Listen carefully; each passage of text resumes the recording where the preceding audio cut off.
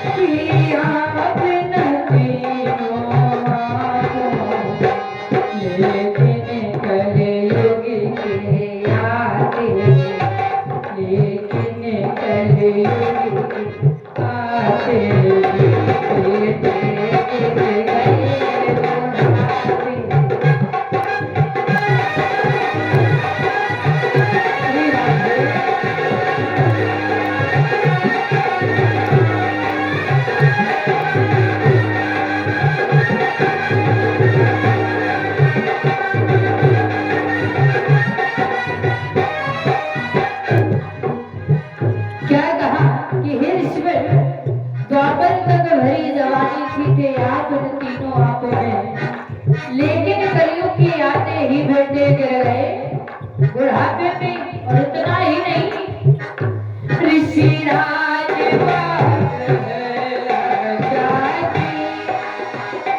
मरने की खास निशानी,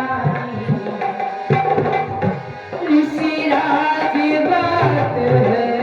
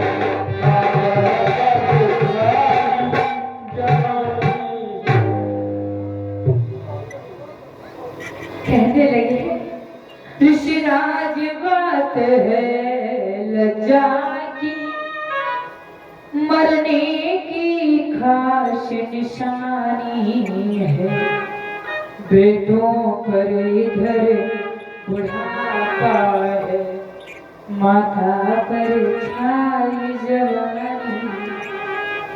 श्री ये कहाँ की नीति है? कृपा करके आप ऐसा करिए, कोई ऐसा उपाय करिए कि मैं वृद्ध हो जाऊं, हमारे बेटे तरह हो। देवर्षि नारद से जो आग्रह किया, तो देवर्षि नारद ने क्या किया? वेदों को सुनाना प्रारंभ कर दिया। जब वेदों को सुनाना प्रारंभ किया, लेकिन फिर भी ज्ञान वैराग मोक्षा से नहीं सके। लोग कहते हैं ज्ञान वैराग मर जाते हैं, महाराज ज्ञान वैराग मरते नहीं हैं, ज्ञान वैराग मूर्छित हो जाते हैं, उन्हें जगाया जाता है। कैसे? कथा के द्वारा, हरि चर्चा के द्वारा हमारे अंदर का वैराग भी जागना जरूरी होता है। अब आपका जो साल भर पहले, पिछले वर्ष भी 3 मई से ही कथा थी, साल भर पहले जो ज्ञान वैराग्य जगाया था, साल भर चार्ज रहेगा, और जैसे ये डिस्चार्ज होने का नंबर आया तो फिर चार्ज होने का है। इस कथा के द्वारा जो मूर्छित अवस्था में जाता है वो जग जाता है।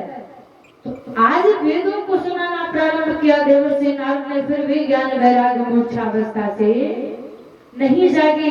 जब नहीं जागे तो देवर्षि नारद गए और जाकर के सनत कुमारों के पास आ जाते हैं और जाकर के कहा, जैसे ही बतलाया बोले जाओ जाकर श्रीमद् भागवत की कथा सुना दी जाए, तो साप्ताहिक ज्ञान यज्ञ का अनुष्ठान कराया जाए, ज्ञान वैराग्य मोक्षा से जाग जाएंगे। देवर्षि नारद मुस्कुराए और कहने लगे, प्रभु मैंने वेदों को सुना दिया, ज्ञान वैराग्य मोक्षा से नहीं जागे, तो श्रीमद् भागवत कथा से कैसे जागेंगे।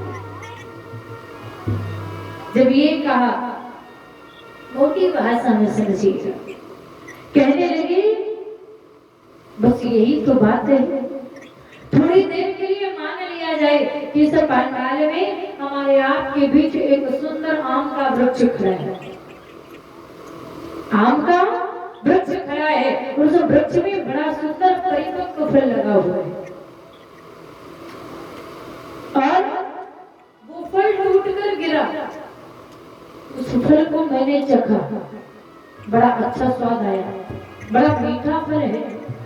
अब किसी किसी के मुंह में पानी आ गया, खाना नहीं है अच्छी का आम खाना है, खाना नहीं है, थोड़ी देर अनुभव करना है। और उस आम को मैंने चखा और बड़ा अच्छा स्वाद था, बड़ा स्वादिष्ट था। और कहीं हमारे मन में ये भावना जग जाए कि जब ये आम का फल इतना मीठा है तो ये आम का वृक्ष कितना मीठा, हम इसके पत्ते चबाने लगे, लकड़ियां खाने लगे, तो क्या जो स्वाद हमें उस फल में मिल रहा था वो स्वाद हमें उस पत्तों में मिलेगा, उन लकड़ियों में मिलेगा? नहीं ना, बोले नहीं मिलेगा। बस यही अंतर है। वेद क्या है? ये जो श्रीमद् भागवत कथा है ना, ये वेदों का निचोड़ है, वेदों से निकाल करके लिखा गया है, ये वेदों का सार है श्रीमद् भागवत कथा, वेदों का रस है। ये वेद है, ये वेद एक वृक्ष है और वेदों से टपका हुआ स्वादिष्ट मीठा सुंदर सा फल है श्रीमद् भागवत कथा। फिर इसको चखा किसने?